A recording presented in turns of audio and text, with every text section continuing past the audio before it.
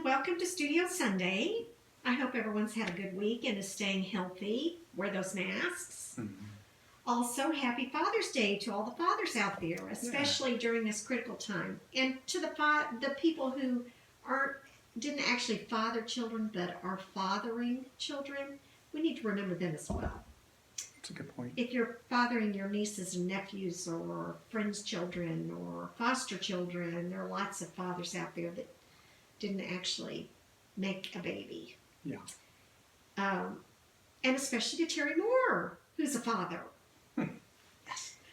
Okay, so let's talk about the thing that's on the forefront of my mind, and that is the Art Nouveau portfolio. We went to the printer this week in San Antonio, and Terry signed about 5,000 prints. He signed and numbered 5,000 prints. Signed and numbered for 2 days nonstop. It was grueling. So here's the deal.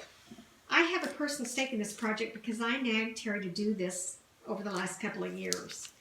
And I thought that while we were quarantined, it'd be a great time for him to work on it. A lot of drawing. Kind of like a captive audience. Anyway, when he finally ended 5 years, he started working on it. I had to keep pressuring him to do it. So you guys, I need this to sell out so that he doesn't hang this over my head every time I ask him to do another project. It's really pretty. It is pretty. Help me out here, people.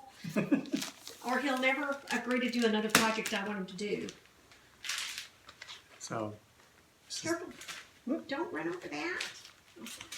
Sorry. This is the cover sheet. This is just to protect it, like a dust cover. And then there's a cover sheet on the back that has the prints. This is the folder. The back of the folder. And the crowd goes crazy. And you open this guy up. Oh, it's like a school folder, except that it's full of art. And now you have these prints. And I've shown them to you kind of individually, I guess, but let's see. Number one. How's it going over there? I don't want to bend anything. This one belongs to somebody. Let me have them. The folder? Yeah. We'll reshoot this with my stunt double, and he won't be awkward at all. And then there's this guy. And you can see they're 11 by 17 on this art paper. The same kind of paper I would draw And on. you actually scan these in color? Yeah. Super high definition color scans, way over resolution, far more resolution than I need, so that it would be, So you could see brush strokes. And every single little line and speck, and even all the little, if I got a stain on there from a soda, it's on there. But my fingerprints are all over it. Guys. There was one, I showed it to them. So the basic theme is Francine Moon, Francine Sun, then Katchoo and Francine together with the moon and a sun, and then there's a Katchoo Sun and a Katchoo Moon. And that's just kind of how it did it, all the way up to the last one. And if you look at them real close, you can see that it's not crushed blacks. It's not a bitmap scan with just either black or white 100%. It's actually shows, Okay, we got it. unnecessary zoom. Okay. So you guys go out there and purchase those. Make me feel better so that I can get him to do another project. Okay, let's see what else I have today. Or just use TikTok to inflate our orders. In other news, Terry will have a panel at San Diego Comic-Con at Home, they're calling it this year. His panel will be Thursday, July 23rd at 1 p.m. And it's titled Terry Moore Still Drawing Comics. Wow, I better be there for that. Yeah. So be sure to check it out. San Diego's doing a lot of fun things to try to make up for not being able to be there in person this year. So check them out the week that Comic-Con is going to actually take place.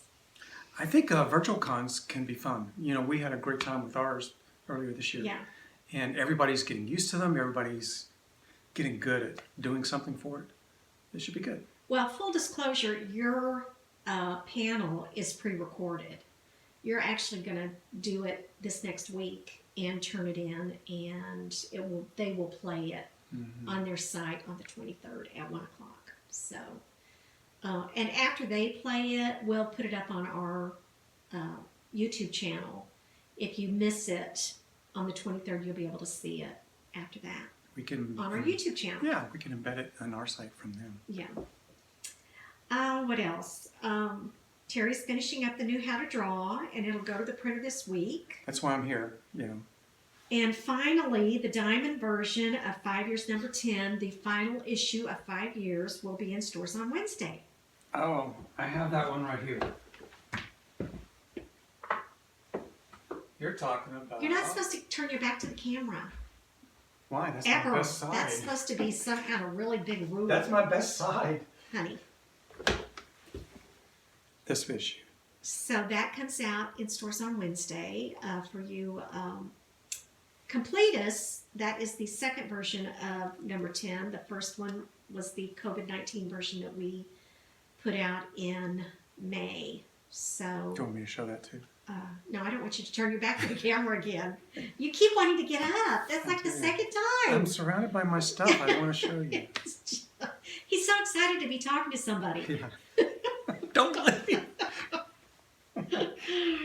So anyway, that'll be out in stores, and check it out. Okay, I will. Other than that, I don't have anything new to add to you. Well, this was your week to have something new to add. know. Are you ready? I'm scared. Don't repeat something I've already said. I don't want to let you down. Don't repeat something I've already said. I see it coming. How about those TikTok people? No, I'm working on the How to Draw, and that's why I'm over here. I already said it. I know, but I am saying more about it. And it goes... You guys, we're really getting punchy over here. It's, I love Terry to death, but, I'm getting kind of sick of him. I don't know why. I'm just a joy to be with 24/7.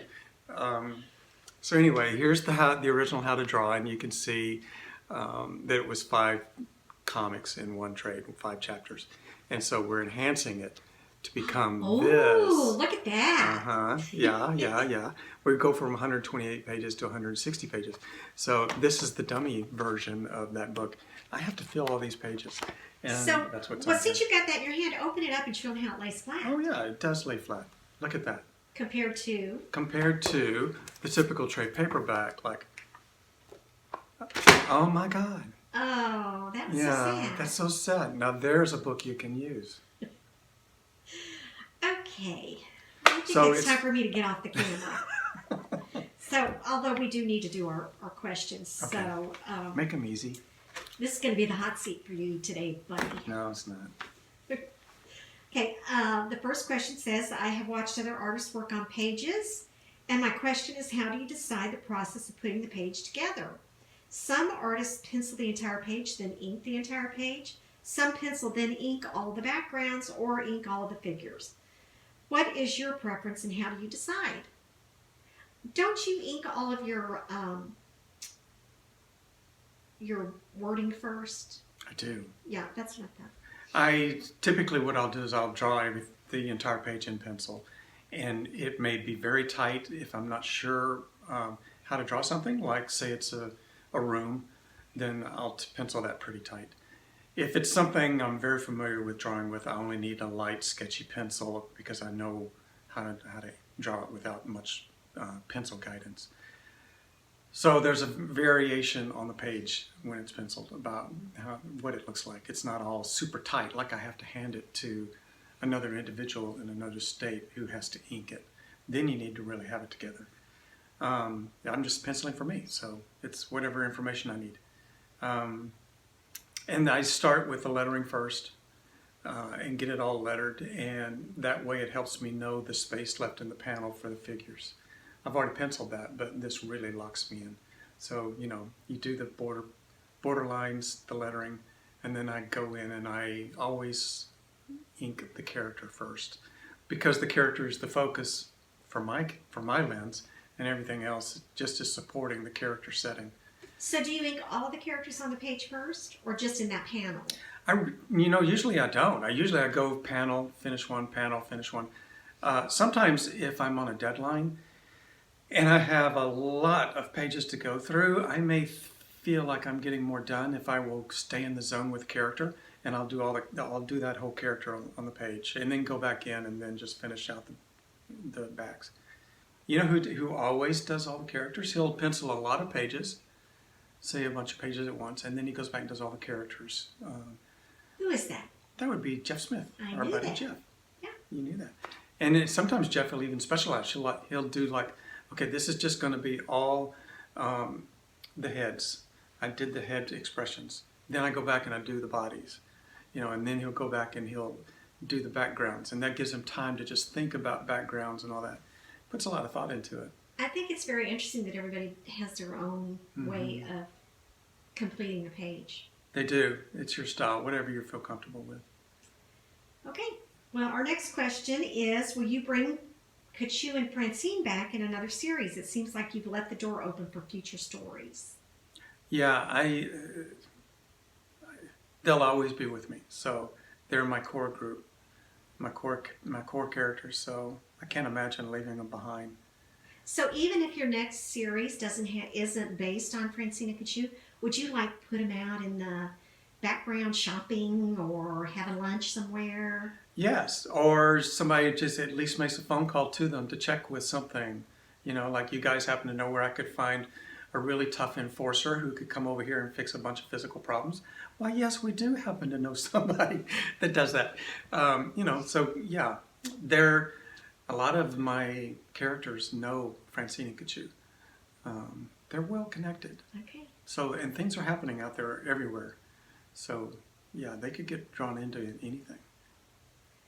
Okay, well, that's it for me today. Thank goodness. I know you guys are ready to move on. So what are you drawing today?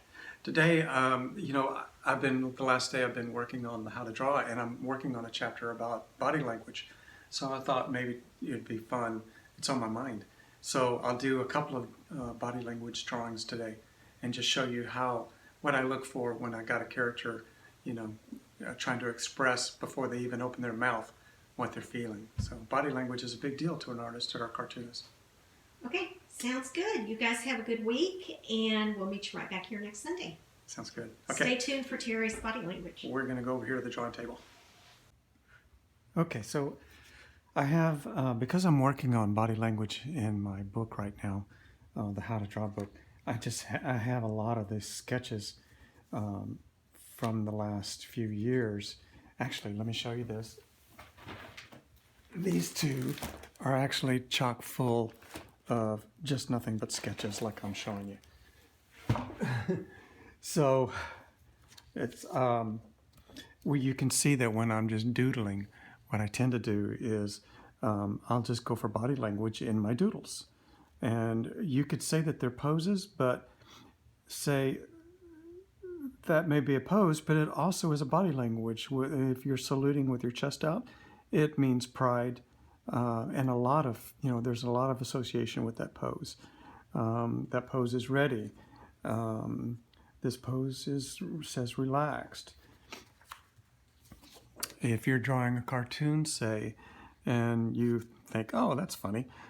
The only reason it's funny is, well, because this guy has a dog head, but this guy leaning back to look at it like that, like WTF, that body language is important to the joke.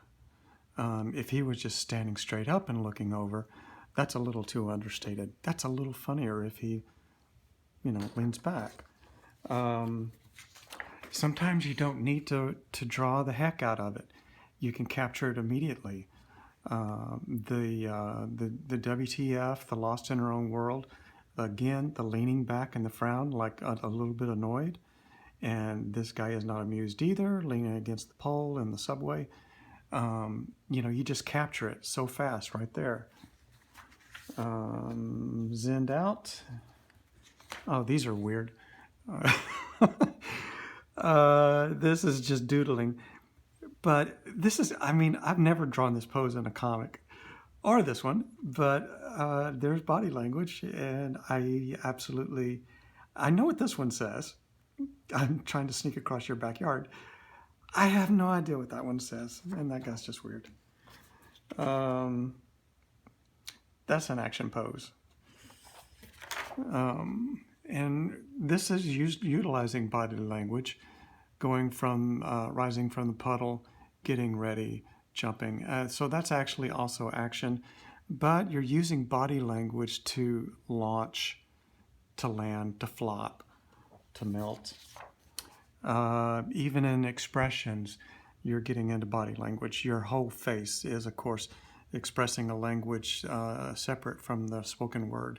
Sometimes body language is in sync with what you're saying. Sometimes it's not in sync. And people are reading not only what you're telling them, they're listening to what you're telling them, but they're also looking for signs in your body like, does your body language agree with what you're telling me?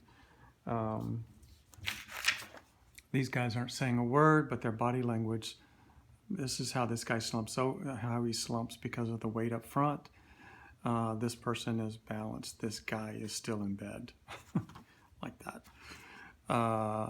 But I'm utilizing body language to get each person's personality in there.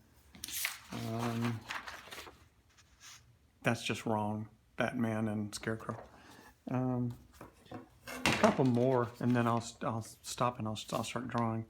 Body language for children. Children are very expressive with their body language. They're picking it up and learning so fast from all of us. I don't, that's saying a little bit out of control on there. And here he is, Golly Toledo. He's leaning forward into the moment with awe. So you're reading, you didn't even need the Golly Toledo.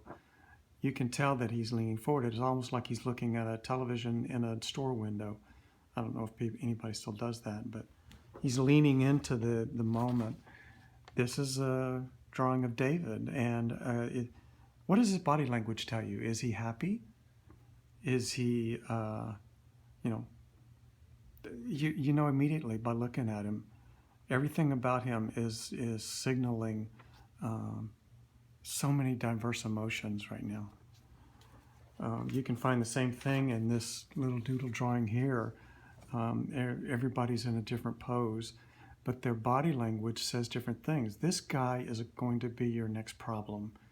You're going to have a problem with this guy in a moment. This lady, it's like she's in anguish. Morning. I drew her over here on this side too, and I was trying to figure this guy's body language. What body language best symbolized something's wrong with this guy, and it may be your fault. So anyway, that's kind of like what I'm thinking about with body language. Let me grab a pencil and let's go through a couple of poses. Okay, so if I'm typically drawing a person, you spend a lot of time trying to learn how to draw a person just standing straight up. And you look for where your markers are. And my markers tend to be head, shoulder, that joint where the legs meet the body, right there. This is a short body person. Knees, ankles, feet. So I just changed all my proportions on you right there. And yes, while you're drawing, constantly something potentially embarrassing shows up in the drawing. Constantly. So you don't mean it. It's just, you just have to get used to it like a doctor working with bodies. Yes, you can be here drawing your body and accidentally go, whoa, okay, there we are. And now you're moving on and you think, oh, well, maybe I don't want anybody seeing that errant line. Or you're drawing a person and, it's just like that. And next thing you know, you've got stuff going on. See what I mean?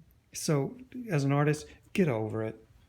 That stuff is just going to happen nonstop. So, okay. There, that was your first little fast tip. So anyway, we've got this person standing straight up and down. And then usual art lessons tell you how to get them to run. Like, oh, there's this, there's how they run. Is that body language? I don't know. That's more of a like an action pose. You know, this person staying straight up, or they run, or they sit. You know, that's a little bit different. Suppose I want this person who can stand, run, sit. I want them to look despondent. Well, first I start with that. I've only drawn 1, 2, 3 things, and already I've got either shock or despondence. Now, if it's shock, I could go like head back, like, whoa, what? Or if it's despondent, the head begins to drop as if the strings on the body on the puppet have suddenly gone loose, like, oh no, like that. Okay, and I haven't even gotten into, you know, the mouth and the eyebrows and all that. It's, you know, at this point, it's just a potato head. But where you lay that potato on top of the other potato, this is as simple as it gets, guys. Where it sits on the potato makes a lot of difference. Say, okay, so here it is. This is a happy potato head. Nothing's wrong. This is the surprised, taken aback potato head. What? And it just depends on where it sat on the shoulders. Your neck does this.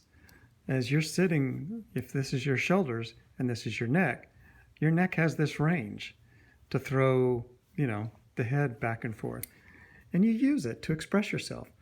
Everybody on the globe can read these signals from you because these are universal. These are just how humanity works.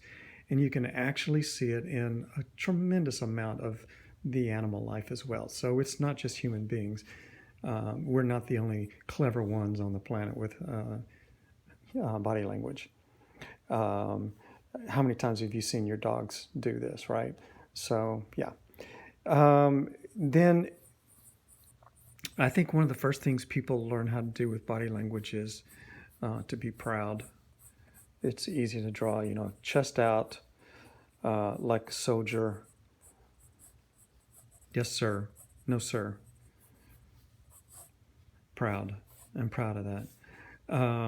Or if you're showing, you know, are you just, I don't know, there's so many different applications for when people are proud of what they've done and chin down, like that. Sleepy. That's as simple as you can have to get to go for sleepy. Sitting in your chair. The only thing keeping this head and body from just collapsing on the table is this propped up arm. So I've got sleepy before I even draw the expressions. And then I just run the... If somebody is listening to you talk and that's their body language, you might want to consider shortening your speech. So you can see how important it is, right? Suppose somebody is absolutely furious. In the cartoons, what you would do is have these guys jumping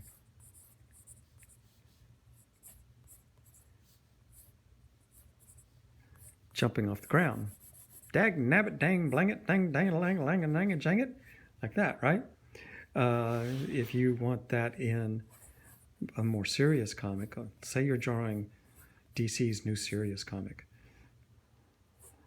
you might want to first of all put your chin down on the character, which is something that, and chin down means running the eyes lower, the nose lower, the body lower, like that. And then this neck is going to be stressed. Those muscles are going to be taut. A lot of it has to do also with the axis on the shoulders. This guy, if he has a fist forward and he's looking like he wants to get going, one thing he may do is get him a little more bent over. And the way you get somebody bent over is to raise those shoulders and lower that head on the shoulder line. So now I've got the shoulder line up here, Gosh, I hope this is on camera.